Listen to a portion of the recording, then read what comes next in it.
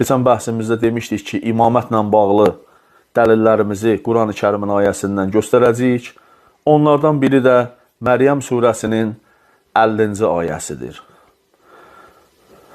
Məryəm surəsinin 50-ci ayəsində Allah təbarəkə və Teala İmam Əli əleyhissalamın adını açıq-aşkar çəkmişdi. Tam yəqinliklə deyirəm ki, Məryəm surəsinin 50-ci ayəsinin tərcümədə verdikləri tərcümə tamamilə yanlışdır və kimlər ki, ərəb dilini bilmirlər, onların bu ayə haqqında hansısa bir ehticac eləməyə haqları da çatmır.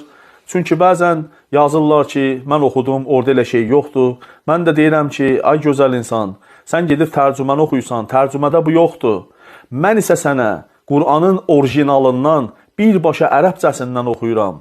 Əgər ərəbcəsini bilən varsa da, mənim nə dediyimi inşallah onlar tamamilə anlayacaqlar.